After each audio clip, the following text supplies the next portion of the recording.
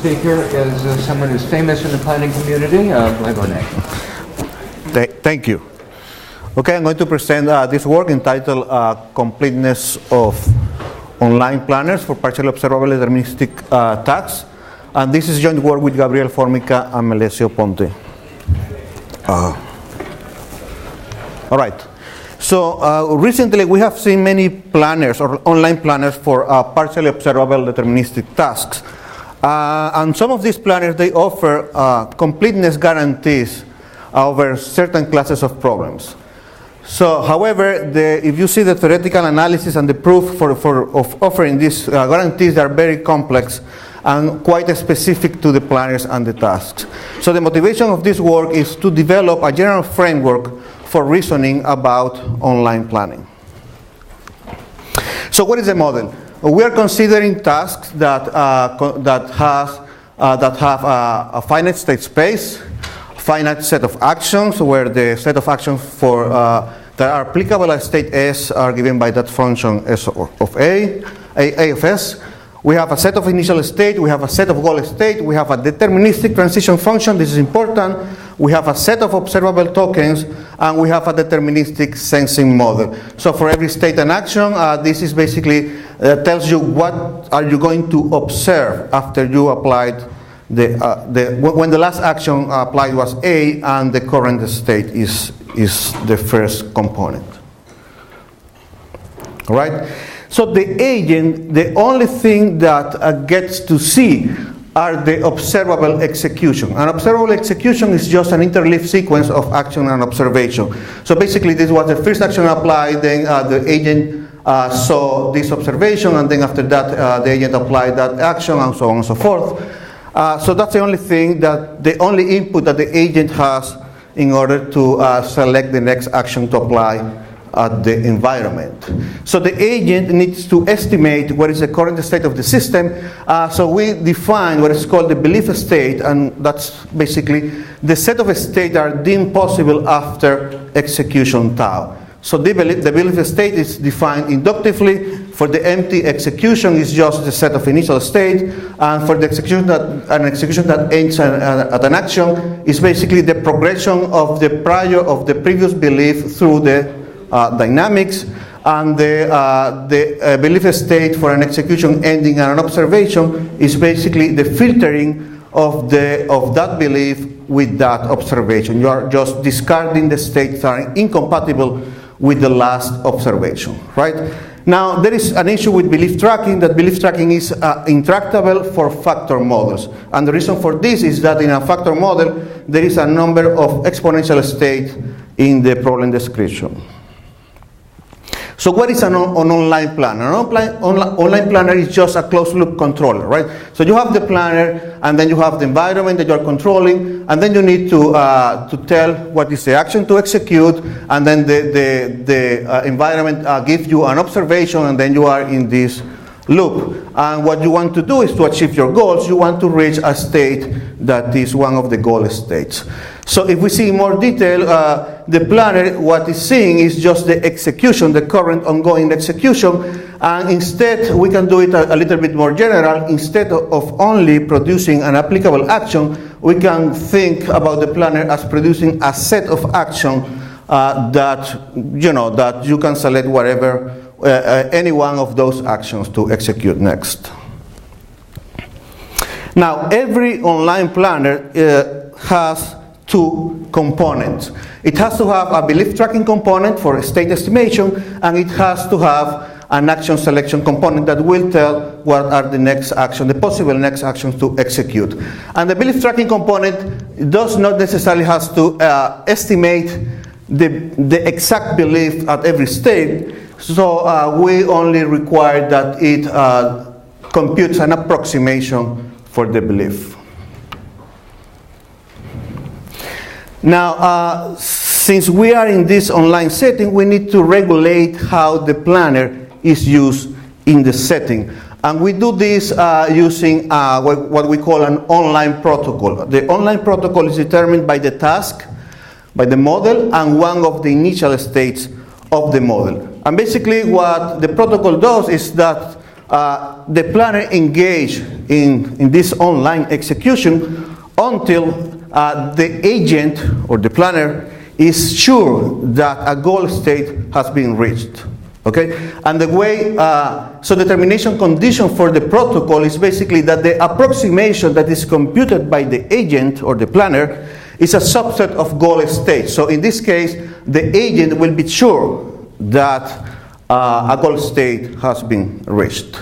All right? So basically, at every episode, the planner have the current execution, and then it suggests a set of applicable action. If that set is empty, then we say that there is failure. Otherwise, we choose non-deterministically an action in that set, and then we progress the execution, right?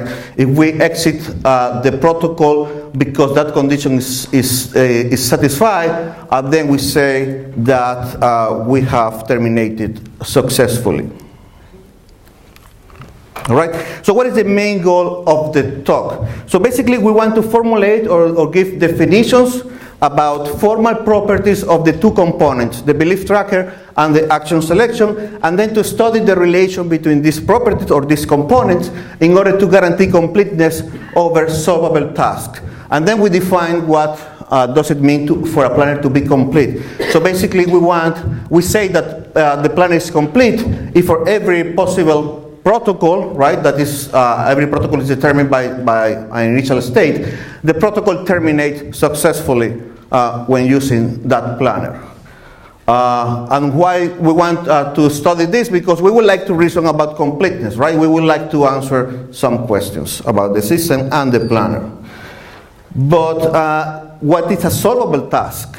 So we basically consider two definitions for solvability. The first one is that we require that the state space is connected. From every state, you can reach a goal state.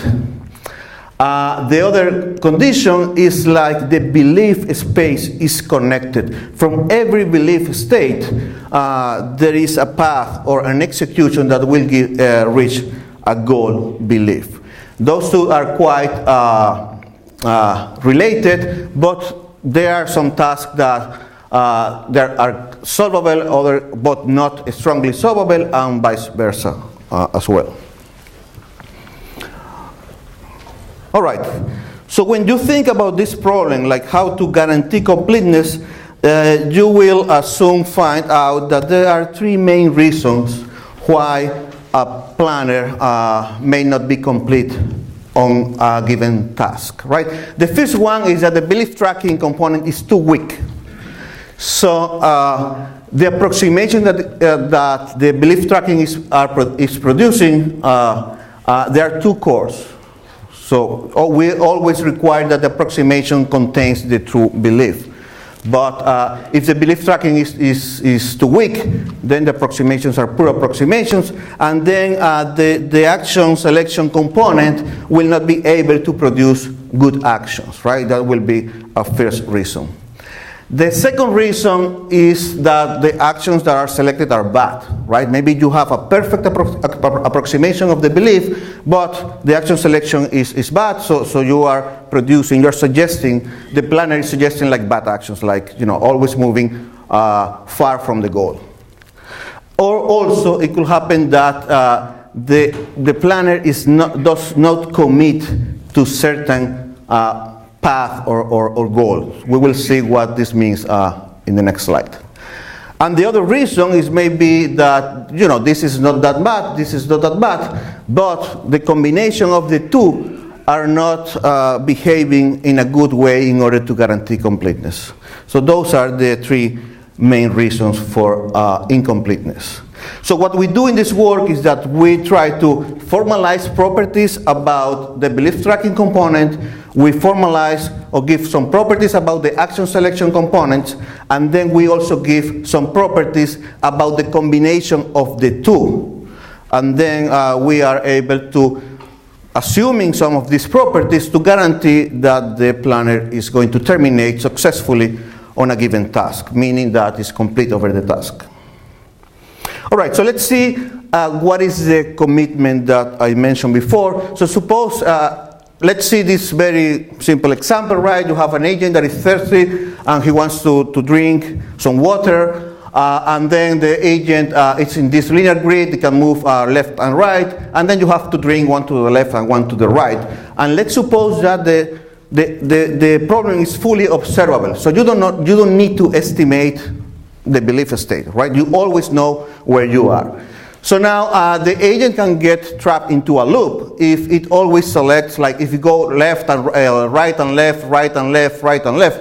If the agent does this, it will get trapped into a loop, even though every action that it's applying is always moving toward a goal, right? So what is happening here is that maybe he the first time he tried to go to that direction, and then he applies an action for going to that direction, but the next time he changes the mind, and now he would like to go to the other drink.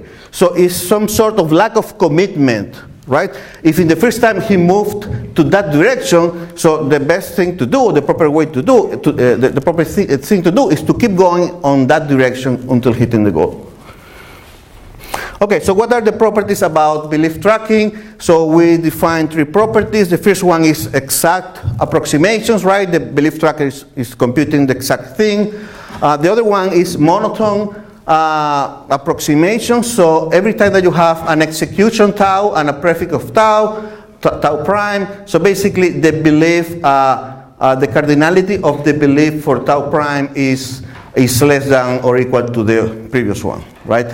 And then a certain inference is about a pair of trajectories in which of execution in which one of them is a prefix of the other, and then we say that the tracker has a certain inference for that pair if that inequality is strict. So the level of uncertainty has decreased.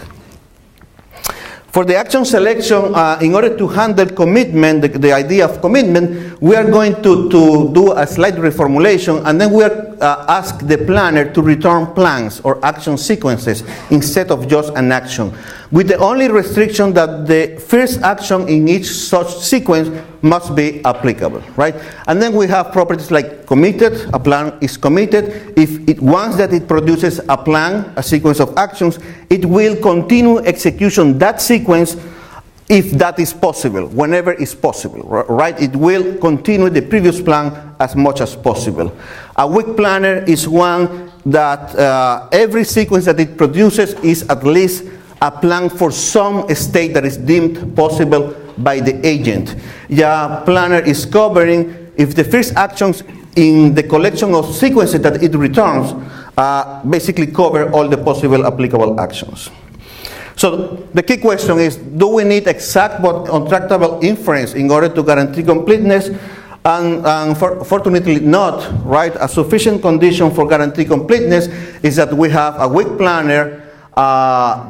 It's a committed planner in order to avoid that looping behavior. The belief tracking is monotone. It doesn't need to be exact. And then we need a property that combines the two things, the belief tracking component and the action selection component that we call effectiveness. And basically it says that, you know, if you are only able to execute a prefix of the sequence, then after you finish executing that prefix, you will learn something, and the belief cardinality will decrease. So given that, we can prove that basically the planner is complete, right, over solvable tasks. So I'm going to skip that. Also, if we change the protocol a little bit, and instead of asking the protocol to be non-deterministic, so the action selection, instead of being non-deterministic, is stochastic, then on a stronger solvable task, we have a completeness guarantee whenever the task has observable goals, all right? And if the planner is a covering planner. So I will skip also that. So, you know, in the paper we define some formal planners that satisfy completeness, and we also played with the LW1 planner for partially observable tasks, and then we modify it and then obtained some complete planners for certain classes of tasks. So if you want the details, you can go to the paper and then you will find these modifications and some experimental results over the set of standard benchmarks. So to finish, I will mention that basically we are trying to develop a framework for reasoning about general online planners. We want to be able to reason about any online planner, right? We have some preliminary theoretical results. We have identified a sufficient condition for completeness. We played a little bit with the LW1 planner, and in the future we would like to study necessary conditions for completeness, and also this condition that we need now to guarantee completeness. It cannot be tested in an efficient manner, all right? So we would like to have some testable conditions. Testable means that you can test them in polynomial time, right, in the problem description.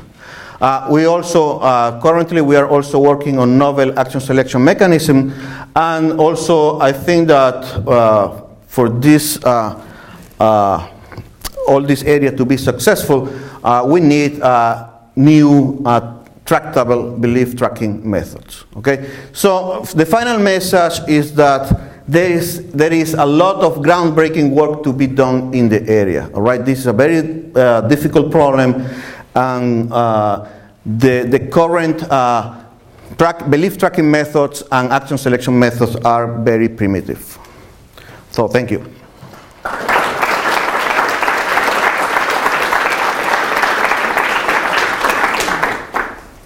We have time for several questions.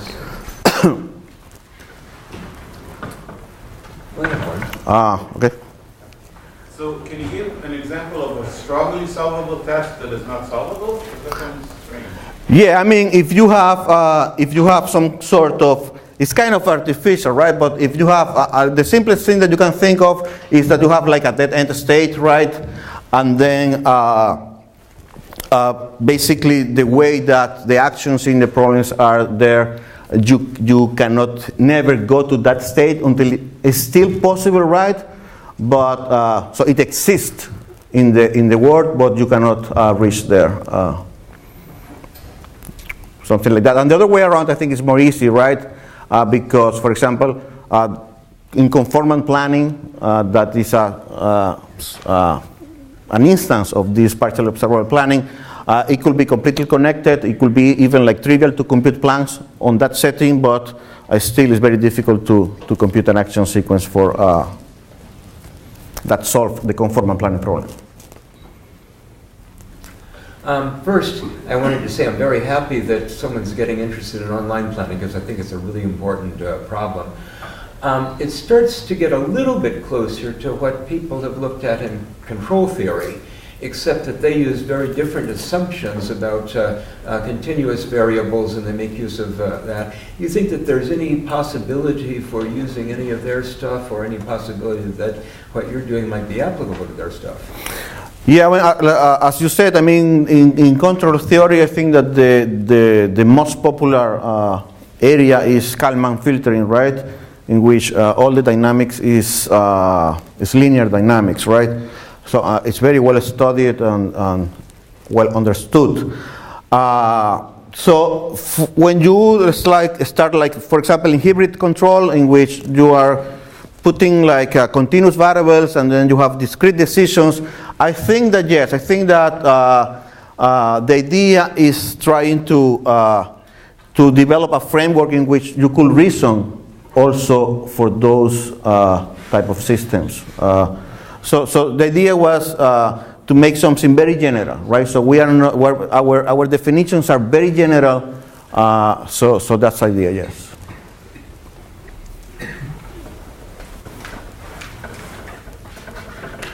Yes? Have you thought much about trying to find some middle ground between online and offline planning? Whether you can do some planning offline and some online?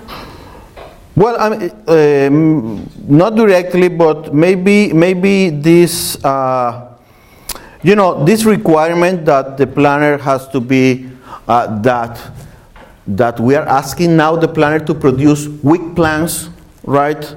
And then that you commit to that week plan as much as possible, maybe something in between. It's not, I mean, it's the online setting, but it's not enough to produce an action. That action has to have a justification. And the justification in our case is that it is part of a plan that works for some state that is deemed possible, right? So now you have there like the two things together, right? But one nice thing about this is that the plan, because it has to work for a single state, you can compute that plan using a classical planner, right?